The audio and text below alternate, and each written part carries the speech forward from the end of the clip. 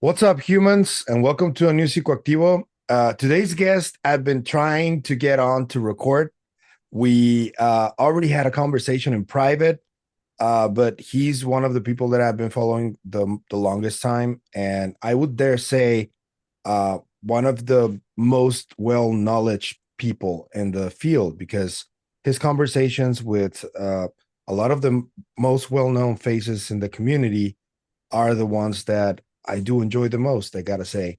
I want to welcome James Iandoli from Engaging the Phenomenon.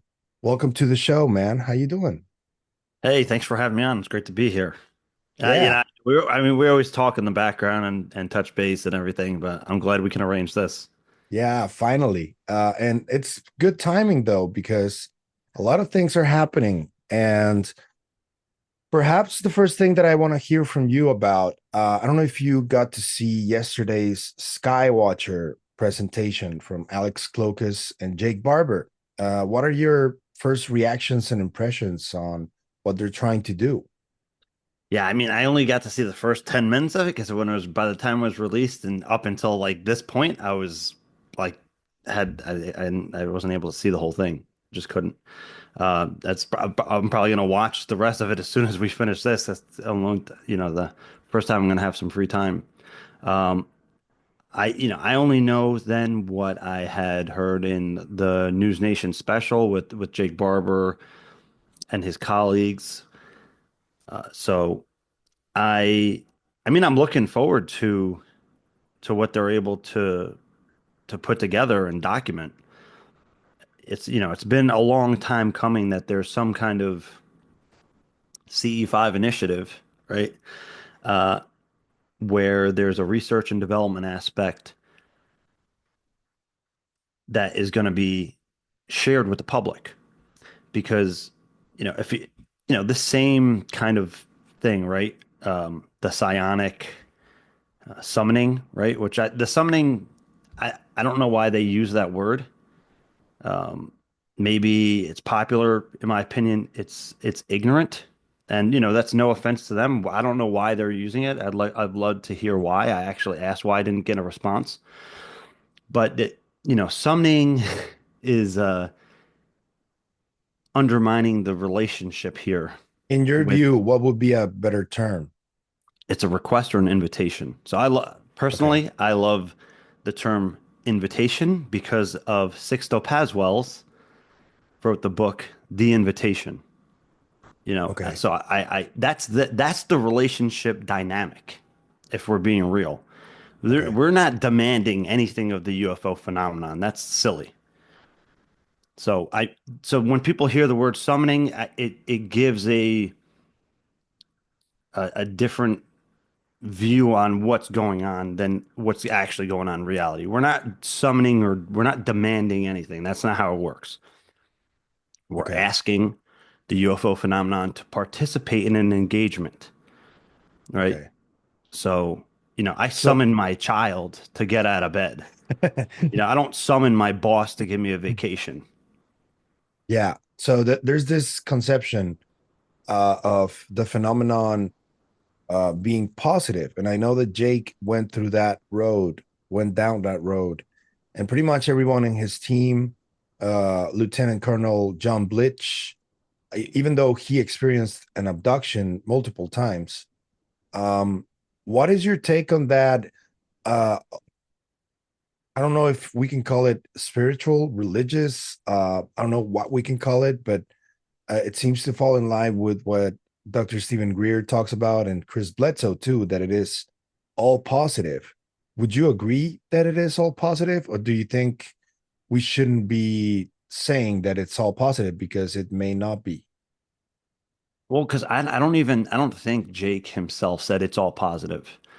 Um, Stephen Greer has his particular nuanced take, and I understand why he has his view, and even Christopher Bledsoe. I completely understand why they have those views because I've had like 99.99% positive experiences with the phenomenon. So when you have those experiences, that's your firsthand knowledge, right? That's the gnosis. That's the knowing. It's that's beyond what you're going to read in any book or hear in any theory, even from a trusted colleague, right? It's different when you experience it for yourself, and that's you're working on based off what you know to be true. Yeah. Granted, that positive feeling and love and whatever can be a manipulation. I'm open to that possibility. In my heart of hearts, through my experiences, it felt as genuine can be. But of course, if you're dealing with an advanced intelligence, they can make it seem that way. So I'm open to wherever the information and the data leads, right? Yeah. As in my experience, it was very similar to how Jake describes it, to how Christopher Bledsoe describes it, to how Stephen Greer describes it, to how Dorothy Izat describes it, right? This it almost it could sound like a spiritual or a religious experience. Now, those words throw people off, and I understand why.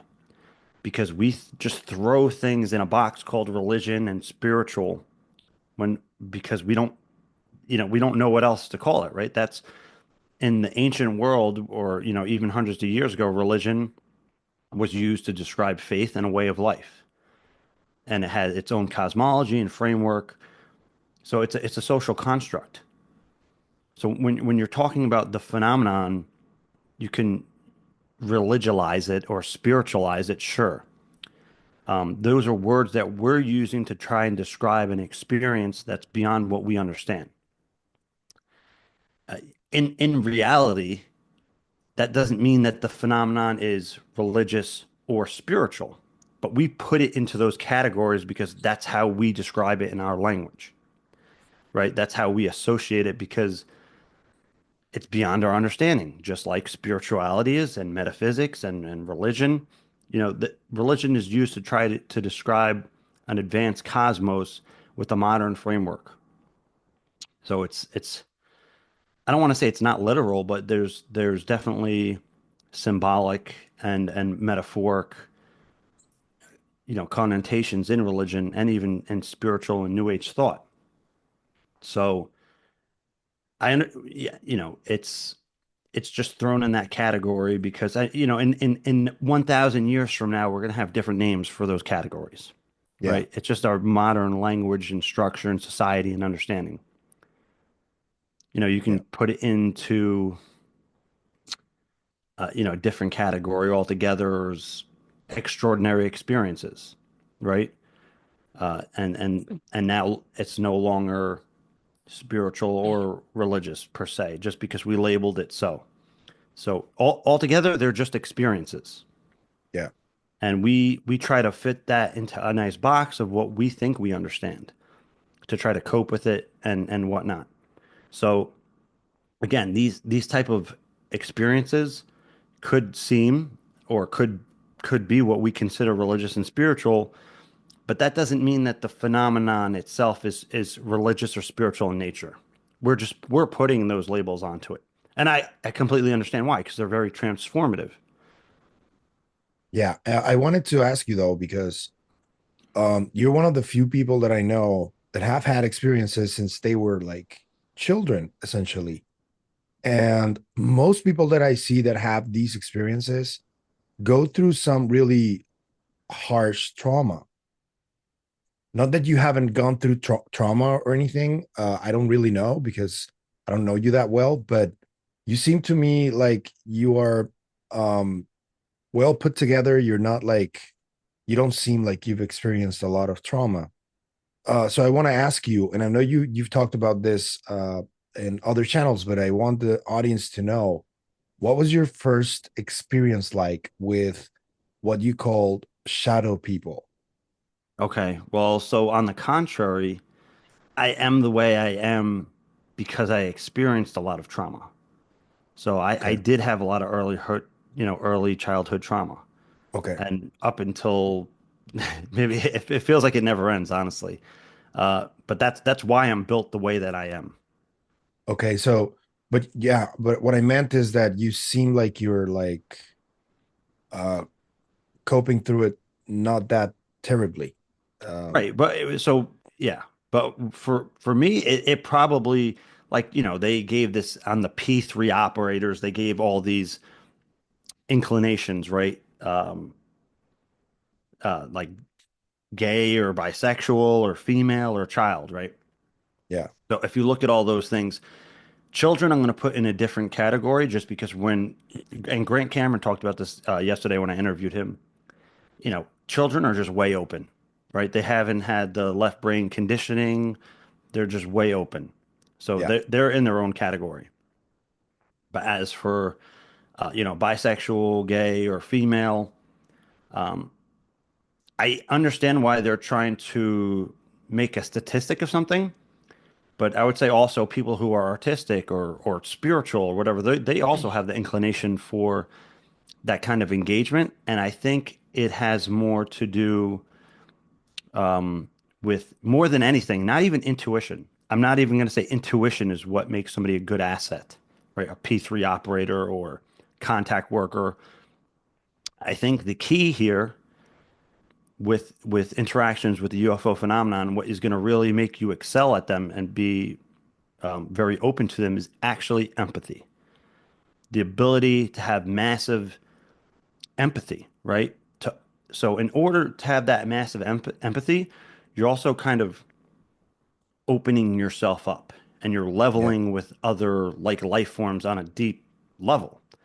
So if you have that level to be compassionate and empathetic, I think that is actually the real more than intuition or anything else, right? And I think there is an into like a kind of emotional intelligence or intuition intelligence in empathy and compassion itself because you realize firsthand you're connected to all these other life forms, right? On maybe some conscious or an inherent level. But just for that rant, but uh, the shadow entity thing that was, at the time I didn't relate it to the UFO phenomenon because I was too young. I didn't have the concept for it, but it's more like in a retrospect thing. I can see that like an encounter with any kind of non-human intelligence in some way or shape or form, especially including telepathy, kind of goes into that subject of UFO, UAP anomalous experiences. So that this happened when I was very young. It happened uh, probably more than a half dozen times, not quite a dozen, I'd say, over the course of years, right? Spontaneously. I didn't do anything to make it happen. Is that, I would be, it was always like I'm in my bed late at night and I wake up in the middle of the night. And the first time it happened, I had just awoken and I thought I heard like a whispering almost. So I'm looking up and then I see what looks like a shadow entity, but had a very mild scintillation. So is a very, very like almost like an if you stare at a light and there's like that after image, like a very soft scintillation like that. But Yeah. it was like a whitish almost, whitish blue, more white. And as soon as I saw it, I heard like not just in my head, throughout my entire body. And this is what really scared me the most, more than seeing it, was that I heard he can see us. And that that freaked me out because the second that I heard it, there was like this connection that you could viscerally feel in your Yeah. body, right? Yeah. Is that like a religious or spiritual explanation? I don't know. That's what I'm saying. I'm explaining an experience, but people can interpret it in so many different ways, as an example. But then I saw it moving, and then there were two other ones, and they collapsed into an orb, and I was just frightened, right? I didn't want anything to do with it because I didn't know what was going on. I'm like a kid in my room, and I just, you know, How old were you? maybe between 5 and 7. I don't, Damn. I couldn't tell you the exact age, and it happened up until over the course of another few years until I was maybe 10 or 11.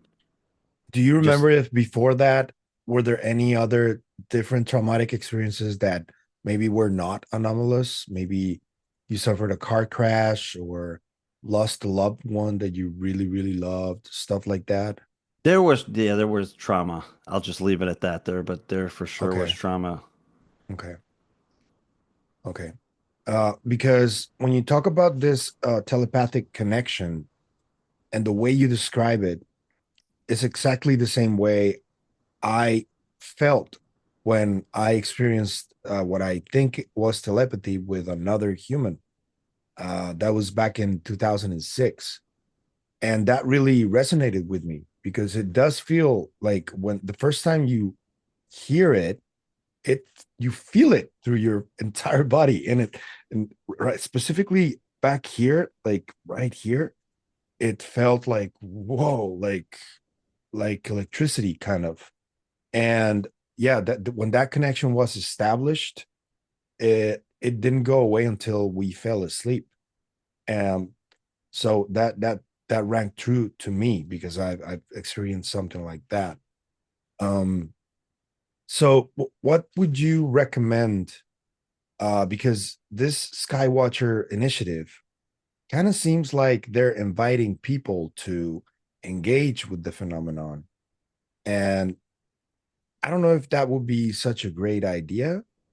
I don't know if everybody would be ready to do that. Uh, do you think people, the majority of people, would be ready to engage with the phenomenon like that? I mean, the people who are right, and that's it. So I don't know what. Can you tell me what when they were said they were inviting people to interact with the phenomenon, how that was communicated? Yeah, what there's basically saying is that this is always a positive experience. I'm not, I don't think they're exactly saying, please do this or you can do this, but the fact that they're saying that it is such a positive experience invites people to think, if it's positive, maybe I can do it, you know? Yeah. And that's why I don't know if the messaging is complete, is going through in the way that maybe it should be with a little bit of precaution. What would you think to how would you advise Yeah. people if they want to engage it? I don't know. Yeah, I mean, I totally understand that just because when I first got into CE5 in around 2009, 2008, 2009, I was so gung ho about it, right? And I'm going to circle back to your question, but Yeah. I was just thrilled at the possibility because I had had experiences before that. And when I learned about CE5, through Dr. Stephen Greer's work, I was like, "Oh my God, why did I not think of that?" Right? Because every experience involved this mental connection, telepathy, consciousness.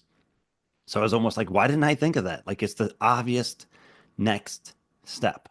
So what it automatically resonated with me.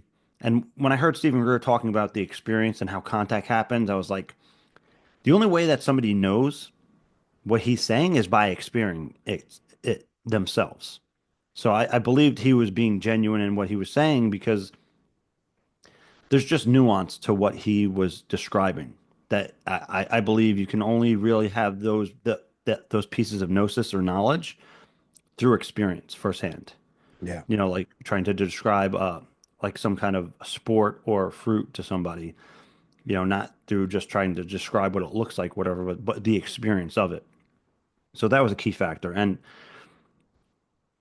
when I first got involved, I also when I had my experiences, I realized like you can't you can't you can't really tell people about this kind of stuff and expect that to like transform their paradigm, right? You have to have the experience yourself to really have that transformative quality that comes with a close encounter or an interaction with non-human intelligence. But, over the years, I saw and experienced a lot of things. I saw a lot of people go through their path to contact, right? Their finding and discovering CE5 and contact work and their kind of like journey through it and things that happened. And I saw people lose marriages. I saw people change their entire lifestyle. I saw people just come and go. And I saw people change for the better and have their own kind of transformation. So it's all the above, and you can't predict what's going to happen. So now, when I talk about it, I usually include some kind of disclaimer because even if you know, even if you have like this beautiful and wonderful experience, you're not walking away from an encounter with non-human intelligence the same person, generally speaking. If you have an experience like that, it's going to change your life, and Yeah. you don't know what that's going to entail. So you can have this powerful experience with non-human intelligence or even like a spiritual realization or metaphysical realization, and all of a sudden you try to tell your wife or husband about it, and they don't want to hear about it. They're like, that's kind of weird. I don't know who you are anymore, or and it can really divide your relationship. Yeah. You could be like, why am I working this uh 9 to 5 job when like I could change the world doing all this work and trying to transform the world or participate in this meaningful endeavor. So it's not so black and white. And the concern about having a negative experience is only one concern of many. But generally speaking, I say if somebody is called to it, they're just gonna do it anyways. Like they don't care, they're just gonna do it. Those are kind of the people that I'm like, okay, good. Here, if you're gonna do it, here's some good advice. Here's some good steps. If somebody's on the fence about it, like they're really curious and they're excited about it, do research and watch other people do it. But if you have any kind of reservations or hesitation, don't do it, I would say. But again, there's just going to be people like me well, I mean, I was already having experiences, so I was, baptism by fire. I was already in the thing, right? But for people that they just feel compelled to do it, I mean, go ahead, right? Ultimately, we need people doing the work for many different reasons. Can you And name a few? what do you mean? A few of those many different reasons that we need people doing the work. Yeah. I mean, one, even just kind of what like Skywatcher's doing research and development. So the Skywatcher seems very research and development oriented rather than Stephen Greer's mission, which was for cosmic diplomacy, right?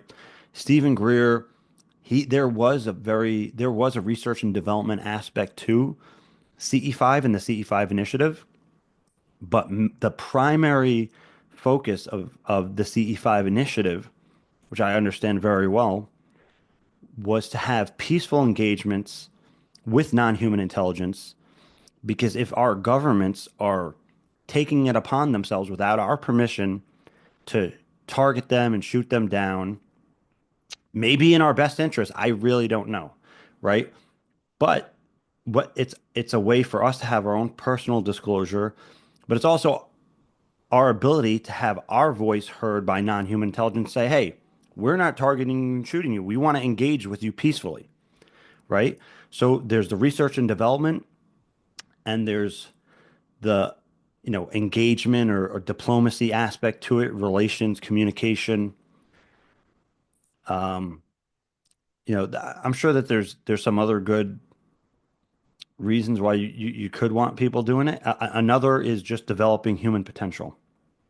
Is that you know I believe that through these interactions, it's it's kind of accelerating our evolution, our human potential, just by it's just like if you're a little kid and you have an older brother or you're hanging out with older kids, you're going to mature faster, right?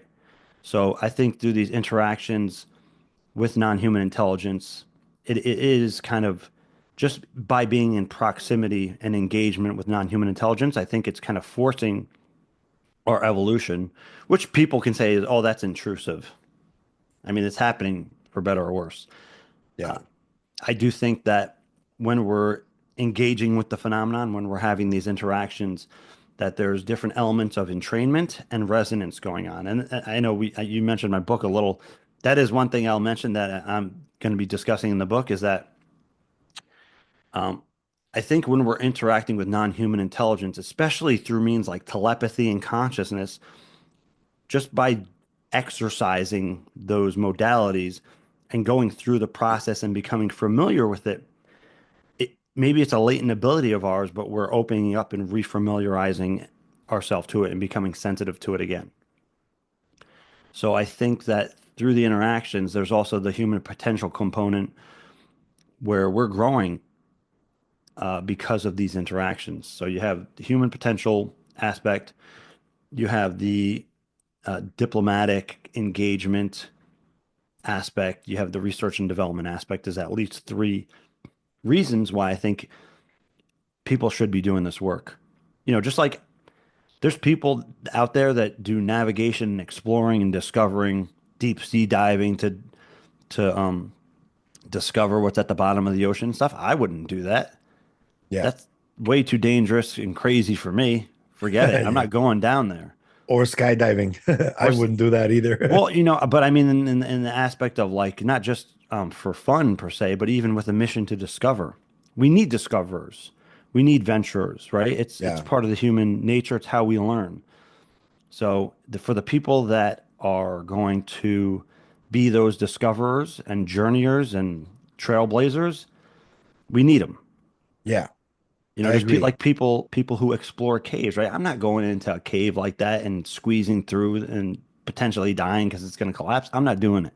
But Yeah. I can do this thing and interact with non-human intelligence, and I feel all right with it because I'm already in the mix. Yeah. So What you were saying about human potential is something that I'm very interested about, because I got into all of these topics through consciousness and through shamanistic traditions and stuff that I've been preparing for, uh, unbeknownst to me for this, for what I'm doing right now since I was a child. Um, I want to ask you though about this human potential aspect, because people who know about this phenomenon and that try to engage with it and all that, um, I'm not sure if they understand the capabilities that we seem to have, because they're awakening more and more as the months go by. I think that we're starting to get more entangled mentally, because this non-locality aspect of whatever abilities we have, I think it's real, and I think it's happening before our eyes. But do you think that we may have other types of abilities or sensibilities that are different from just engaging with the phenomenon, that can also help us um, just go through reality as we are right now? yeah, of course. And I think everybody has some kind of unique trait, right? I think everybody, for whatever reason, is going to have like maybe somebody is just for whatever reason naturally going to be good at psychokinesis, right? Telekinesis. For some reason, they just have a natural inclination where they can interact with matter and objects better than others, and other people's are way more telepathic or empathetic and are able to connect other with people and their field in it's in a natural way where it almost seems subconscious that they pick up on these things, and they know things without knowing how they know them. They're reading them from the field for whatever reason. Some people are just for whatever reason they're going to have a proclivity to precognition, Yeah. right? So I think that everybody is ultimately not limited to, but going to have something about them that shines, Yeah. right? And uh, it's you could find out what that is, but you can't find out what that is if you're not exploring it, right? And if you're not Yeah. looking for it and or exercising it. Now, some people are thrust into it, right? And this is where I think you have things like um, uh, different like even like you might be diagnosed with some and people. I'm not a medical doctor or a psychiatrist or psychologist, so do not take this the wrong way. But you could be diagnosed with some kind of um, pathology or mental illness when for something happens and you're just open, and now you're hearing voices or seeing things that other people aren't seeing. Like you can be labeled as schizophrenic, but really you're having there's this great book, I forget the author. You're having what is called like a spiritual emergency, right? And for whatever reason, something triggered your subtle perception, your subtle body, and now all of a sudden you're thrust into this non-physical reality of sorts, or this Yeah. subtle reality, and you're perceiving non-human entities, you're picking up on people's thoughts, and you're hearing things.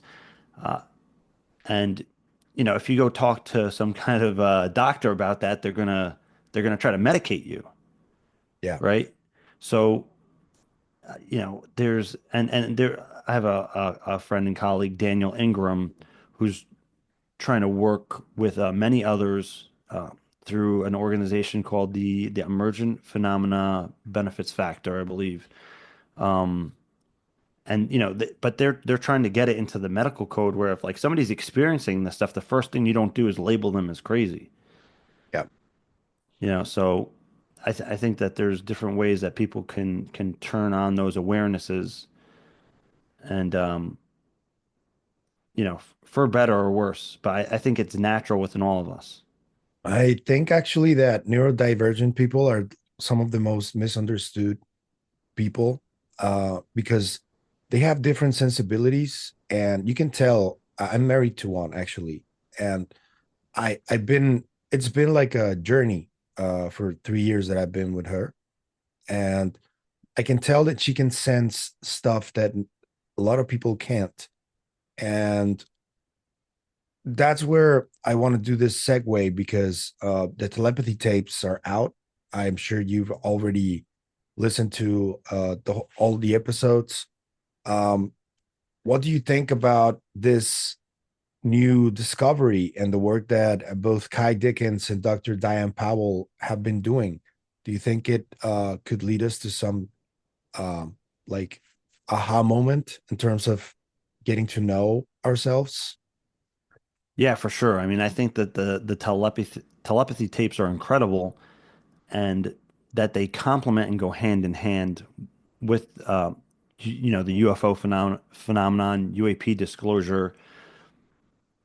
It you know Jesse Michaels on American Alchemy, he was speaking to Diane Hennessy Powell, and he said, it's not just like, I love this quote, right? Is that it's not just like, okay, now let's just say it's just a UFO thing, right? Like, wow, UFOs are real.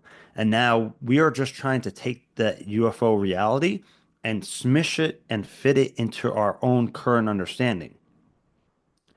When what really needs to happen is we need to re-evaluate and recalculate our entire understanding to fit that in, not the other way around. Yeah. We're just trying to take our current box of understanding and squish the UFO reality into that nice little box, when really we need that box to explode and reconstruct entirely. And the telepathy tapes is another one of those factors where, again, so Jesse Michaels, what he said was that it's not just like you have this one thing and it changes your world in that shape or form. I'm paraphrasing here, but it's like these things, it's a completely, redoing of your entire worldview. It's not that you just try to fit it in your current paradigm. It's a whole new paradigm altogether. So now you have to recalculate for everything, not just this one thing that you think is now real that you're trying to fit into your reality box. Yeah, I agree. And there's a lot of things happening. It's not just that, although that is like one of the latest and most welcome additions to the whole conversation, I think. Well, even uh, Jake Barber said on X or Twitter that Dr. Diane Hennessy Powell is going to be working with the Skywatcher team. Yeah, she's working through Clocus, actually. She's not Right. Yeah. directly with Skywatcher, but yeah, she's going to be helping them out. Yeah. And I think she emphasized, and I believe, I don't know if he did it publicly, but I'm sure he did. Dr. Gary Nolan said that, they're not going to be involved in anything that's a kinetic takedown. Yeah. He said that. Yeah. Yeah. Yeah. So they're not going to be involved with any kind of crash retrieval.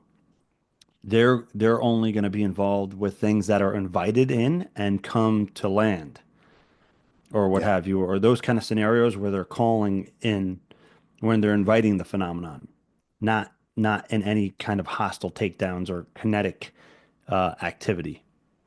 I was after the big interview with Jake Barber happened, I was contacted by a couple of people who claim to be psionic acids. Um, both of them were really concerned that the way the rest of the public were gonna receive their um story would be something that they're like weary of, because they feel like right now the world is really divided and there's a lot of discrimination, and the fact that these people are coming forward and saying, yes, I'm a psionic acid, and I have these different abilities, could easily turn into some kind of X-Men scenario where this division between people who have these skills and the ones who don't. And if you look at the world right now as it is, without the psionic component, there's a lot of division already. So, uh, do you think that could eventually happen, that scenario? Or do you think we would be more inviting to people that are different in that way? So, I mean, that's a genuine concern. I don't want to freak people out, but I would be more concerned about the government or even now corporate entities identifying these kind of individuals and trying to utilize them, and by whatever means, money, whatever is going to lure them in. They're going to work based on that person's psychology and make them an asset. So I'd be more concerned about people becoming assets for other purposes. If you're Yeah, becoming a psionic asset for the government or a psionic asset for the corporation, I'm more concerned about that than people being psionic assets for themselves. yeah, And, I can call myself a psionic asset. I'm an expert at this stuff, yeah, literally, professional level, you can say, just through the time and effort that I put in. Uh, so, I mean, it depends, people can make themselves up to be whatever. Stephen Greer kind of does it. Christopher Bledsoe kind of does it. They're when you're an experiencer sometimes, or even have psionic ability or whatever, there's a proclivity to become a messiah and have this kind of messiah complex and actually look at yourself in a different way. And I think that's a mistake. So, and people just tend to do it, and I get it. I understand why. You feel special to have some kind of experience. It feels special that to have some kind of insight that others don't have, and you can put yourself on this high horse, and I think that's a mistake. So I would say that, which I'm sure that's probably going to piss some people off. that's what I But wanted to ask you about, though, because if I can say uh, in the New York manner, word to the streets, um, be humble, right? Because yeah, if you're not, you don't actually understand what's going yeah, on the deepest level of how the psionics works. But I also want to say psionics, I mean, you talked about this X-Men scenario. So the scariest thing about that was not like that there was this divide between the people, right? It was that there was a mutant registry program. yeah, Okay. So do people with these abilities, are they going to be identified and registered by the government or some corporation, right? I'm gonna take a wild guess here and say that the CIA or XYZ have been tracking these people and their bloodlines they have. and I think they have. and Yeah, identifying them for decades, and looking for hybrids, right? I hate to use that word. They probably have some kind of special word that they use in the program to identify people with those inherent proclivities and also mutations. But again, that's more the concern I have. But everybody is psionic, right? yeah, Everybody can ride a bike. There's going to be some people that have a natural kind of, either it's the drive or they just have the natural talent to do it. But there was, I think, I don't know if it was the book The Outliers by that guy Gladwell. Um, but it's always talent, natural talent does not and usually does not overdo hard work. Yeah, They there are they many found examples in all walks of life of that. Yeah, Yeah, Malcolm Gladwell, he wrote the book The Outliers. I think in that it was in that book he discussed a lot about like people have a natural talent. They tend to have they get a little bit lazy, whereas the people with just the drive, yeah, like Michael Jordan, right? He didn't have the natural talent. He just worked so hard and so long. He got kicked off, I think, his high school team. yeah. Didn't want him. So, but he just outworked it because was determined to do it. So I'll say, if there are people with natural tendencies, that doesn't mean that they can't be outworked by somebody that doesn't. I think that perhaps the best example of this is Messi and Ronaldo, because Messi was born with this ability from since he was little. There's videos of him when he was like 5 or 6 years old, doing the same thing, and Ronaldo worked up to that, and they Right, were right. compared equally for many years, and Ronaldo managed to keep up with Messi in that regard. And I think it's the same thing with these abilities that they call, because you can be born without any proclivities, but something happens along the way, trauma, NDEs, stuff like Right, that, right. that awakens that a little bit. Yeah, And if you yeah. keep doing it, it will be more evident. But there will be outliers in the sense where you will have somebody who's just very naturally gifted Yeah, and is a hard worker, and they're just gonna be the best of the best. yeah, So, I agree. there is also that. That's a really fascinating aspect of all of this, which is, I think you're like one of the very first channels that I saw talking about it in serious fashion and doing actual research on it. So I'm really excited to have you here talking about this. But I do want to move on a little bit to uh, before that, I just want to say what you said about this potentially ego being affected by this knowledge. I do think that you're like on that level, but you keep a low profile, and that's the way I think it should be. I do agree with you. You got to be humble, because if you're not humble, you're going to lose your way eventually. Yeah, And like it's happened a couple of times or a number of times. Um, I want to ask you about this disclosure movement that seems to have many roads and yeah, many different approaches. And to me, it kind of seems like there's a lot of people that want to be the one who says disclosure is here. And I think that is also going about it the wrong way. It's an effort between everybody. But I yeah. want to ask you, do you see a kind of narrative control taking place right now, especially with the new administration? How do you see the landscape right now of what's happening with disclosure? Yeah, the narrative control aspect, I mean, the way I go about it is that I'm not going to fool myself to the point where I'm going to think we're going to come to a point where there's no narrative. That's human nature. So step one is just acknowledge that there are narratives, right? And just because people go on with a certain narrative doesn't mean they're plotting and scheming or whatever. I mean, there could be people plotting and scheming within those narratives, right?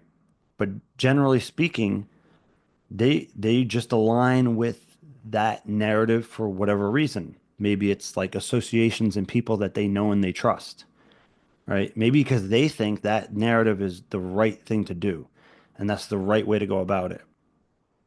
So I don't think we should try to make anybody out to be the enemy, right? Because we can't know their true intent, and even if it is what we would consider negative or malicious, we don't want to feed into that. Yeah, Because you can think you're opposing something, but you're just adding fuel to the fire and you're actually empowering it. You're helping to define that narrative. So you have to be careful about that, where your attention and where your energy goes. I would recommend for people to focus on the narrative that they want to see. Yeah. rather than focusing on the narratives that they're opposed to. Because there's real power in that, where you put your attention and your energy.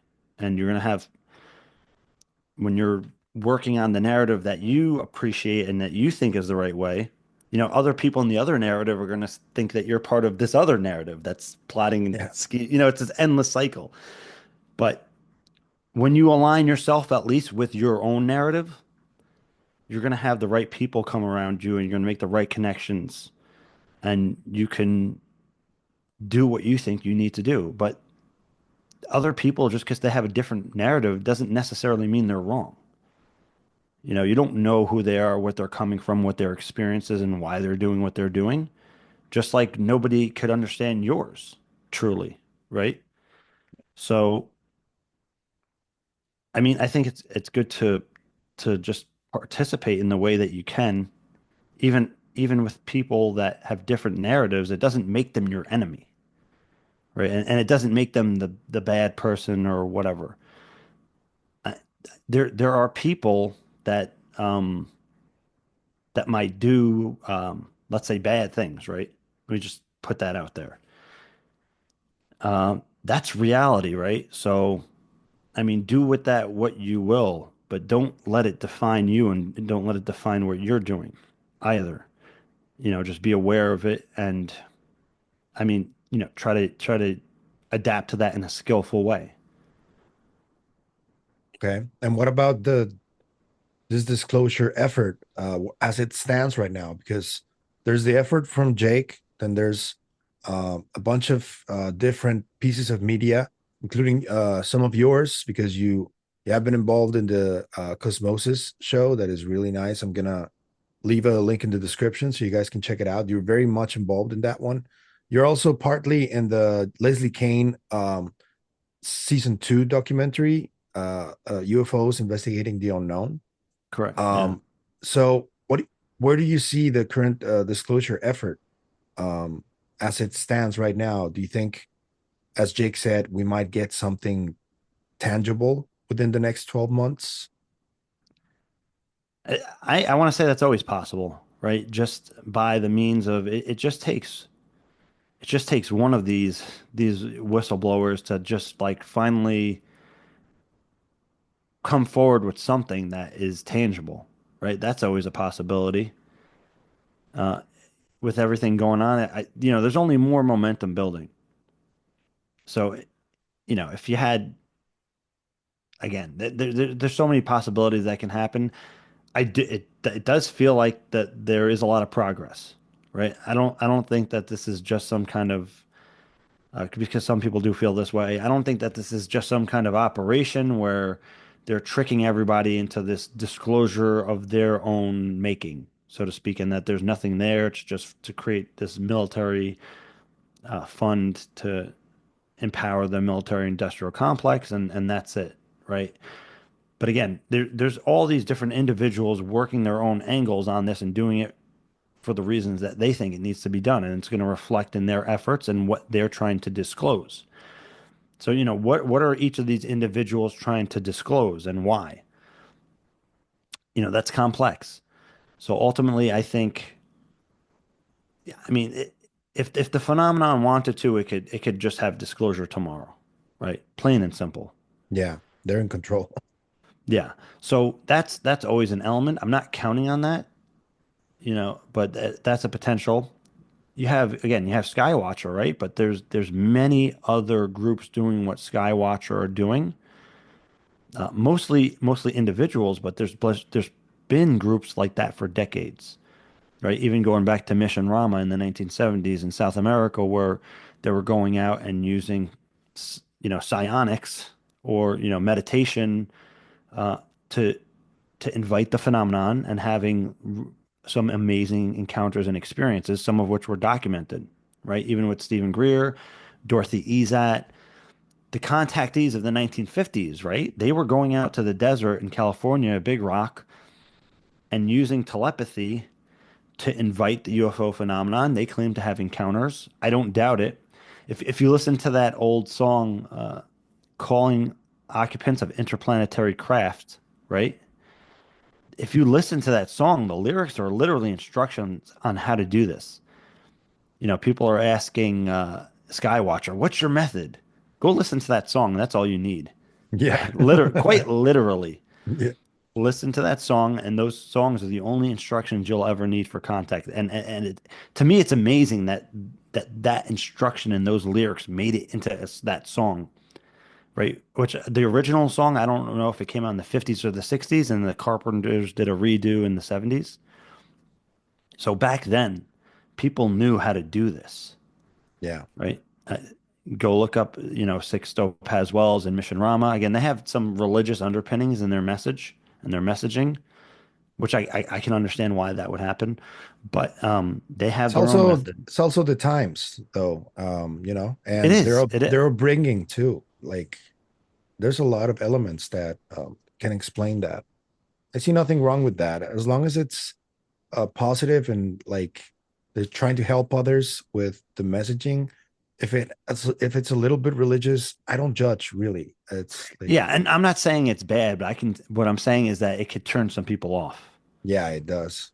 Once you start talking about angels, and I mean, again, that's a whole nother, you know, box to break down because you can. An angel is a word that we're using to try and describe an entity that we don't completely understand, so we call it an angel. You know. Well, I want to ask you about that now that you bring it up, because I saw a recent interview that Vinny Adams did with Lou Elizondo and Professor Diana Pasolka, where she talks very matter of factly about good and bad angels. And I know that Jacques Vallée has a collection of books that talk about fallen angels and just angels. And I had a conversation with someone who's close to him. I'm not going to reveal their name, but they mentioned angels in our conversation. And I found that really interesting because it happened at the beginning when I was first starting to do this. And that person seemed really convinced that we are, some of this are angels. So why do you think that is? People like that high up consider this a possibility that, or they label it as angels, at least some part of the phenomenon. Right, because that's just modern, or that's a modern vernacular to try to describe something we don't understand. With aliens, we can use, one term is extraterrestrial biological entity. That was a popular term a few decades ago, EBEs, right? We're because there, the assumption was that these are extraterrestrials. If you have a light being, which I had encounters with, or even the shadow entities, right, which is another one, those are more etheric entities. So, uh, by president, right, what our society uses for to describe entities like that are angels, demons, jinns, and all these other types of ashura. These are types of non-physical entities that at least seem to be less physical. We can also call that entity interdimensional. We can call that entity extra dimensional because they seem to be originating at least from a subtle reality, but they can come into our reality as well. And I don't think that the realities are actually separate, but I'm just saying that they're able to come in the wavelength that we are perceiving. But Okay. again, it's all one thing. It's all constantly there the whole time. It's just what we're tuning into, and they may have the ability to help us tune in by altering their own.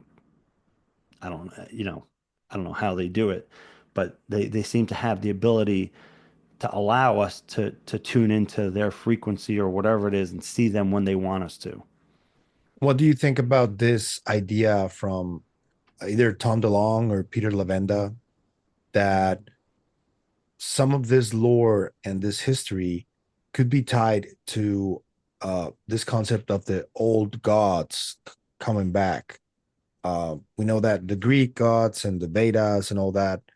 Do you think there's some credence to that? Do you think that could be possible that we might be dealing with some aspect of these old gods? Yeah, and same thing for the angels and demons and the jinn and the shura and all that. I think it's so funny. Like there's people that are religious that will reject the idea of non-human intelligence when their religion quite literally depends on the reality of those non-human intelligence for their religion to be valid. Yeah. So that's incredible to me, right? But it's like, well, that stuff was old and they said that then, but it doesn't exist now. Well, why wouldn't it? Why wouldn't it? Right? Yeah.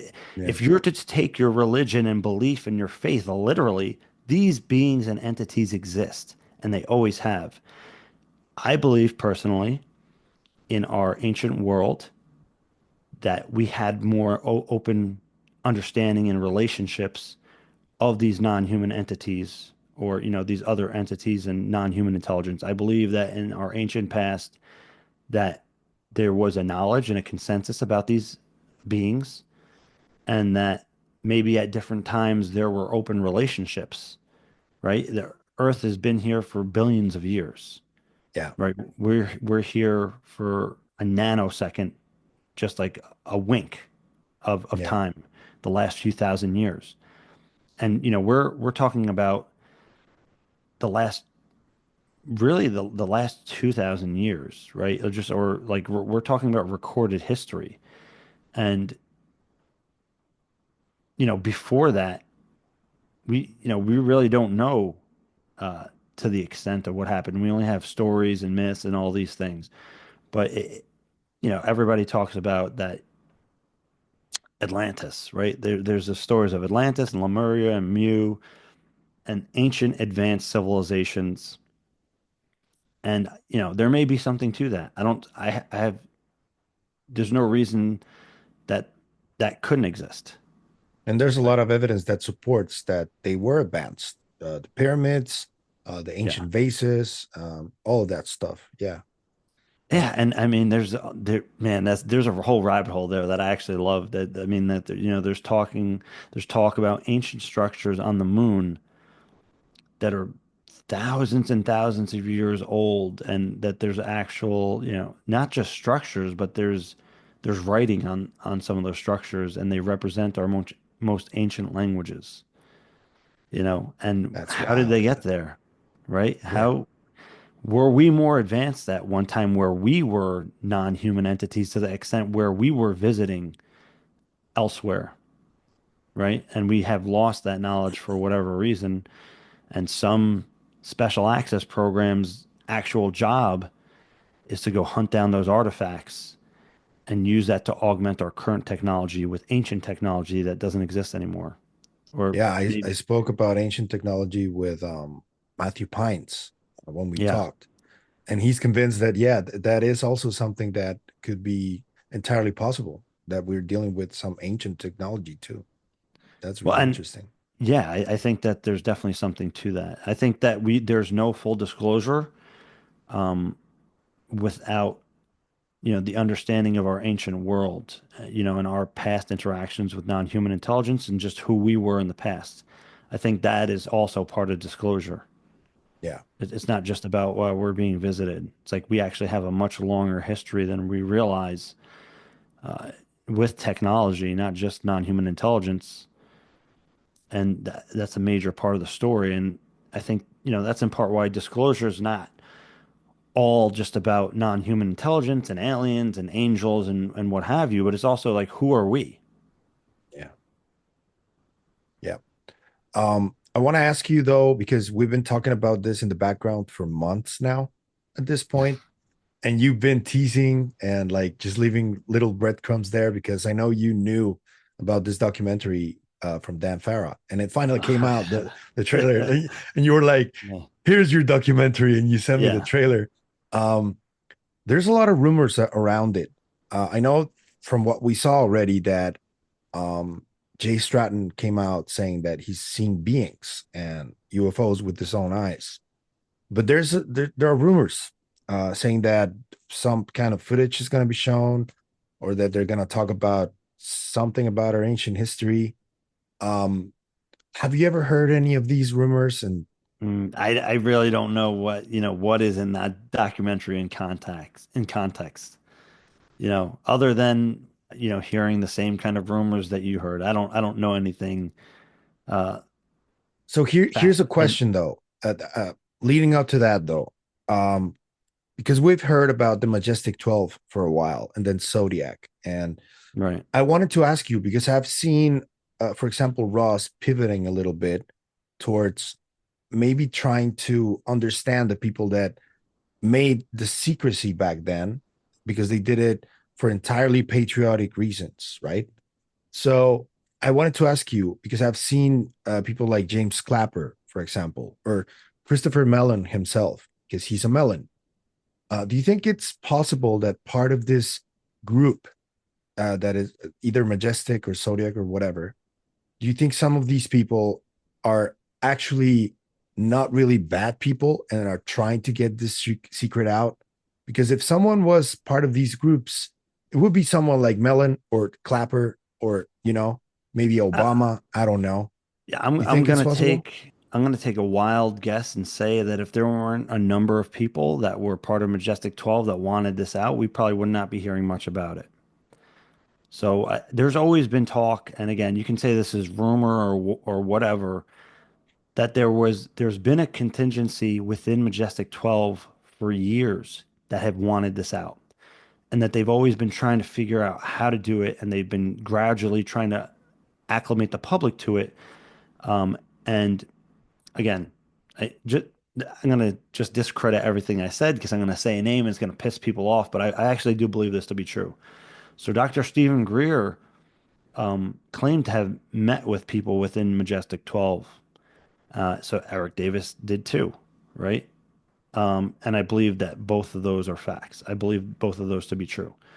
Uh, and Stephen Greer at least explained it in that when he was doing before the Disclosure Project, there were maybe like 30% of Majestic 12 that were on board with disclosure. And then after the Disclosure Project and with the time to come, it was about like 60 or 70% of the people within Majestic 12. I know you can't quantify that. Maybe he has a reason for saying those numbers, but Yeah. at least he's saying he had met with members of Majestic 12, which I think is full well possible if you know his history. Um, that a majority actually of the majority Committee on Intelligence, um, MJ12 for maybe 12 compartments, right? Zodiac, is that the majority of them wanted this out in some way, shape, or form, right? Maybe it's partly altruistic. Maybe it's also because they see a fortune in it, right? Who knows? They each are people and have their own reasons for believing and wanting to do what they do. But the other part of the story was that, well, the final 30% are like the the one they'll go to any extent to shut it down. And that Yeah. even that small contingent within Majestic 12 or Magic is ruthless, and so much to the extent that the other members of Magic or Majestic 12 didn't want to completely go forward themselves because they couldn't because of this other element that would do whatever it had to shut it down, including murder, Yeah. right? So I do think that there are elements within Majestic 12 and Zodiac, right? And here's something funny too. If you listen to the Jake Barber story, there's like several correlations with Zodiac, right? In this Zodiac story, it starts off where you have a crash retrieval team. They go there to retrieve this craft, and all of a sudden, everyone has missing time, and they get into the stuff about, oh well, these entities have the ability, not they're saying it's not telepathy, but they have the ability to control your emotions, right? Or manipulate your emotions or somehow interact with your emotions, right? You can Yeah. say it different ways. But I mean that sounds very similar to Jake Barber's story. You have somebody during crash retrieval and they're having this emotional connection to non-human intelligence, is what I'm saying. The takeaway from that is Yeah. that, also in those documents or the Zodiac story that was leaked allegedly into UFO magazine through those three parts in the late 90s is that the the crash retrieval portfolio was taken over by the CIA in the 1970s. And that aligns with other research that the Yeah. CIA took over the crash retrieval program. And, we've heard about the science and technology division, and that would make sense because the CIA has ability to act abroad. So, The weird desk, as they call it. well, the weird desk, yeah, but other sub factions, and Jake Barber in his testimony was working for a particular agency, and he's not allowed to disclose the agency, but he was abroad. So the first thing that comes to my mind is CIA as a That covert worries me, actor. man. That worries me. I, I can see why it does, but I mean, again, that's it. It is what it is. You know why? Because I see a division within the CIA of people that are very much involved in the culture of the CIA, which is they don't regard people as people, they regard them as an asset to the country. And you see a lot of people within the CIA openly talking about it and saying that people don't have a right to know what they're doing.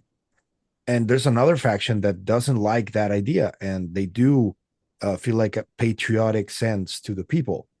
And this division is what worries me whenever I hear the CIA is involved in this. Well, so yeah, I mean, for me, I don't want to just say like, oh, it's this person's CIA automatically they bring up my suspicions. I mean, you got to judge each individual as an individual.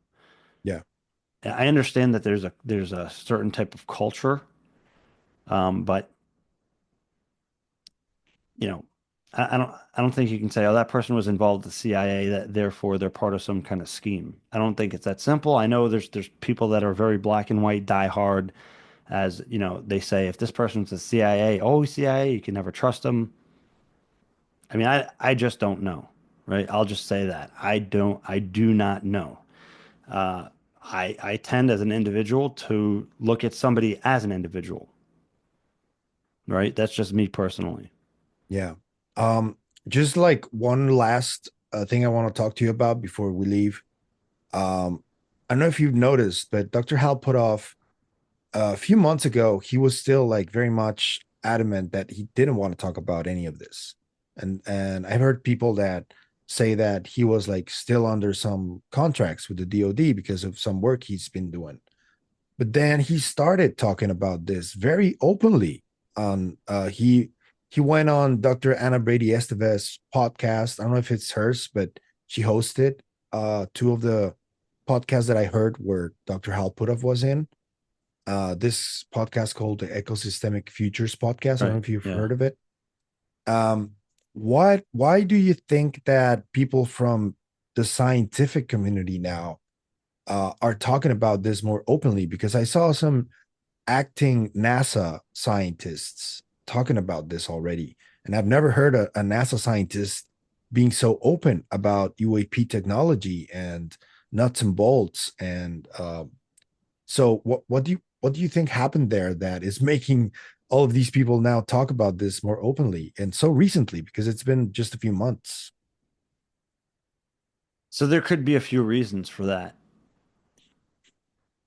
One thing could be that there's more whistleblowers coming forward. They're more of the ones who should be concerned.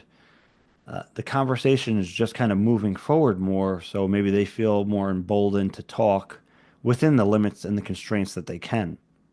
Another was that I believe To the Stars is putting out a biography of Hal Puthoff, Yeah. right? So if that's the case, he's probably been going through Dopser to see what he can include in the biography. If that's the case, now he knows what the limits are of what he can say, where maybe before he didn't exactly know. But now Mm, if they're preparing that book and he's going through all these Dopsers, he now knows, okay, I can say this, I can say that, just like what Lou Elizondo did with Imminent, right? yeah. He, rigorously went through Dopser to be able to speak to the limits. Now he knows the exact lines of what he can talk about, right? So it could be that, say, for Hal, I mean, again, I don't know this. I'm just saying that this is maybe a potential factor, is that in preparing for his biography, he's been going through Dopser, and now he knows what he can say on the record, you know. So that's a potential for it.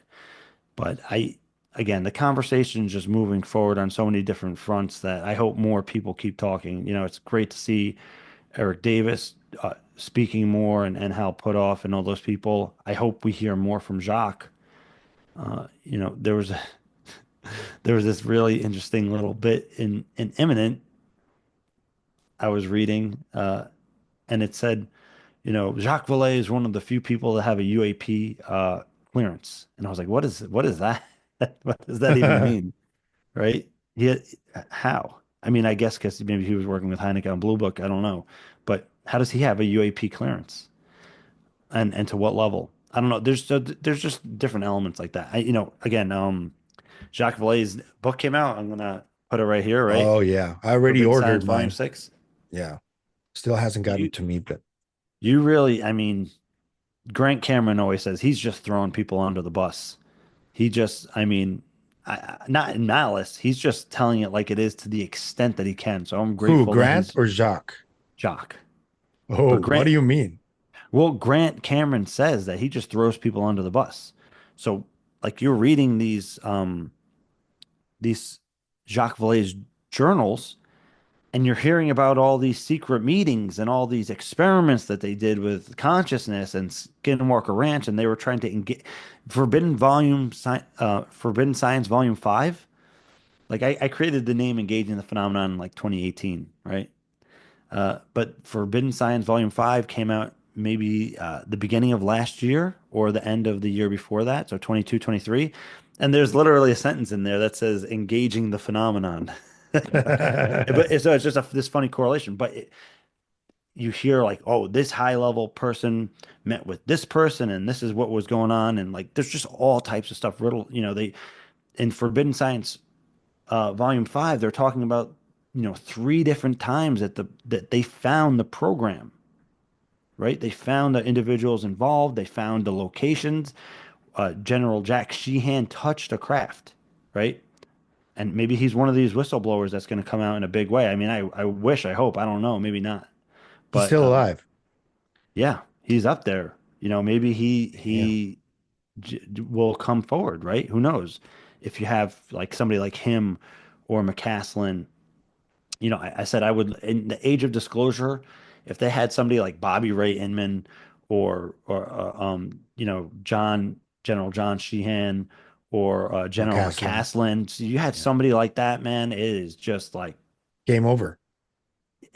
I don't want to say it's game over as in point set match, but man, that's going to be powerful. Yeah. I mean, fingers crossed that they got somebody like that, you know, who's a first-hand witness. I mean, they already showed quite a bit in just the trailers, so I would Yeah, expect that they have a lot more to show, you know? I hope so.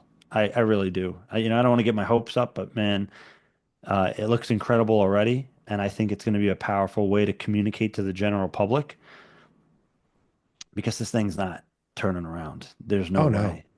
Oh And no. even the Jake Barber and his group, I mean, all indications that there's more people coming forward and there's a lot more information coming forward in even the next few months. Yeah. And there is a talk about some video Yeah, right. Yeah. that is really close. And like you can see the actual material of the craft. And that's Yeah. I've been hearing that for a few months now. And Yeah. Well, and you know, Lou kept on talking about this 23-minute video yeah, as well. I mean, like there's those videos are available. And you know, if one of these people come forward or they put that video out in some way, shape, or form, I mean, I hope so. And again, there's going to be, even with that, there's going to be division on, oh, this is fake, this is this. But I ultimately, I think it all does help. You know, like if we didn't have the Navy videos back in 2017, you know, that some people have something to kind of relate the story to. If you know, so those videos, although people argue to the end of the day still about them, they were powerful, and you yeah, know they they were were. a vehicle to engage the public. So I mean, I would love to see more of that come forward. And early on in that conversation, George Knapp was like, "Yeah, there's like 21 videos like that were going to be released, and somebody shut it all down, right? At Yeah. least temporarily." So I'm sure that those videos exist, and some of the people that talk about the satellite footage that's clear as day, like 4K, Yeah. I'm sure that exists too. Yeah. And especially gimbal, I think, was one of the most compelling to me because that is actually close. It's just like different type of uh toys they use to record it, but it's really close. You can see it right there. So to And me, that's that only was part of the footage. That's only yeah, part of the footage. You know, yeah, Ryan Graves has said there's like a lot more to the video, and they're talking about a fleet, yeah, right? We don't see that in the video footage, but somebody's probably got it. yeah. Um, do you worry about potentially oligarchs trying to get a hold of this whole topic? Because I've seen and I've been investigating this for a few months now that there's some money being allocated to new technologies with like generic types of names, but when you see the people involved, you can tell that they have connections to the UFO topic in some sense. Right. I know what Um, you're do talking you do, about. do you think that's dangerous? What do you think about that?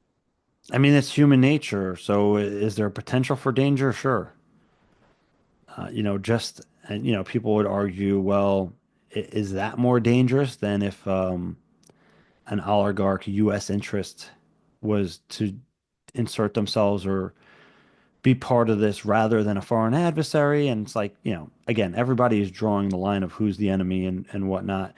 And, things are going to happen as they do in any sense of the way, right? That's just part of what's going to happen. And as those things develop, we have to remain aware and diligent and and work with that, right? Because that's just reality. It's not going away, right?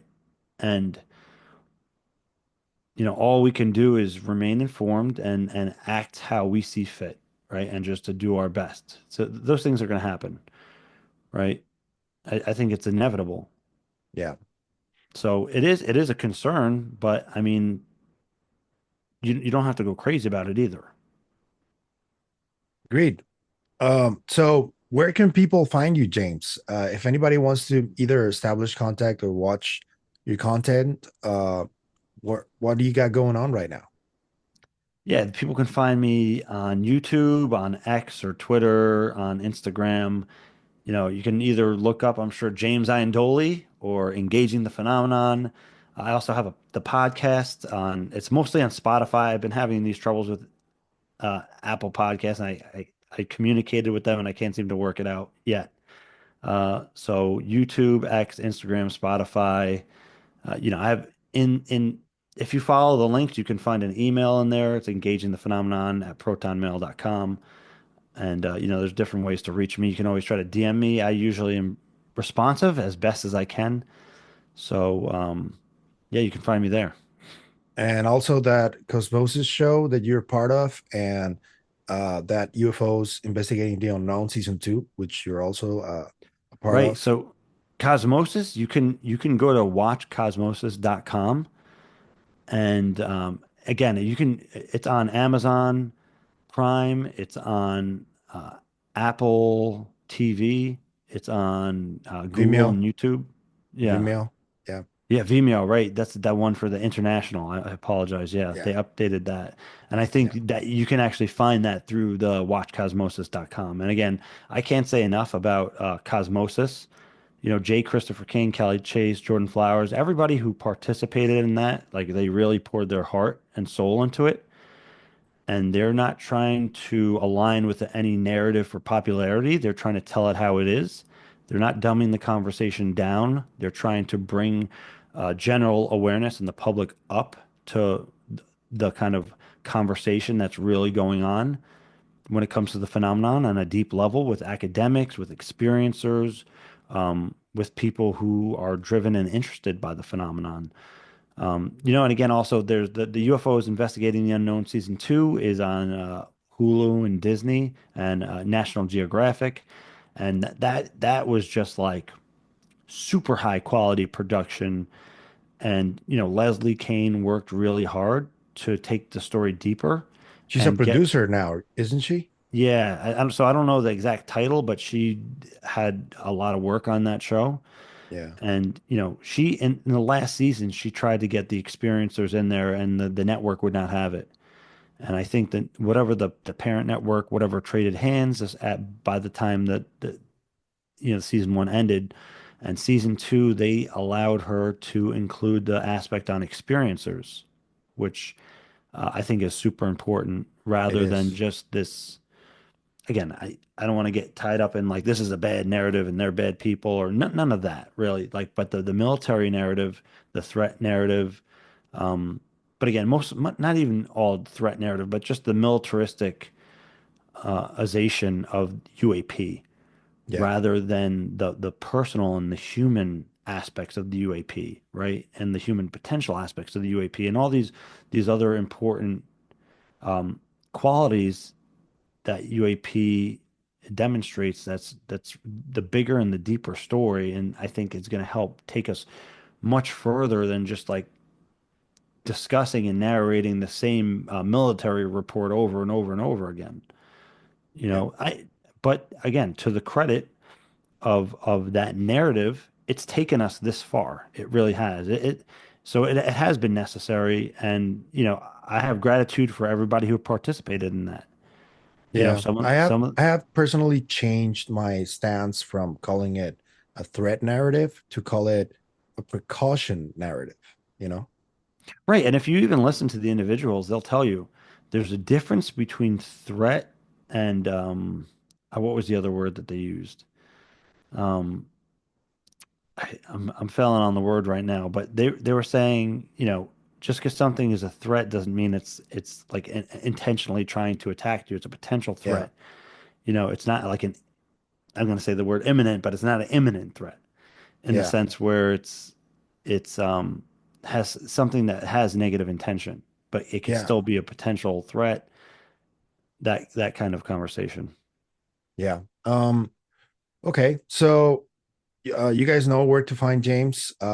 Just one last thing. What is your biggest hope for the future of humanity? This question is from Ali at Living Life Consciously, and I'm asking this question so you guys can um whatever you want to answer to that. What's your biggest hope for the future of humanity?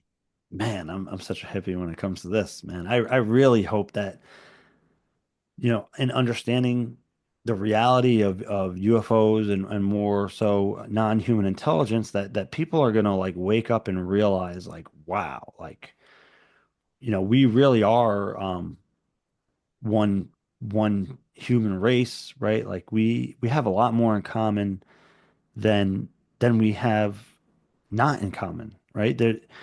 And in the same vein, also that there's these other non-human intelligence that got so advanced, however they did it, means we can do it too. Like, right, we have that same potential. But I'm going to take it a step further and say, like, yeah, maybe we can, have peaceful engagement with this non-human intelligence and understanding of each other, right, as just sentient beings in this whole cosmos, right? Because if we're just isolated on this little planet in this infinite cosmos, I mean, how whack is that, right? Like we have the potential to interact and maybe learn from and exchange with all these other intelligences that could be out there. I mean, I think that's going to be the natural progression, probably of all sentient beings, right? To mature enough to look outside your planet and see that there's other people out there and we're not alone in the universe. We're not just like alone on some rock. There's people or sentience throughout the universe that we are sharing this space with and this time.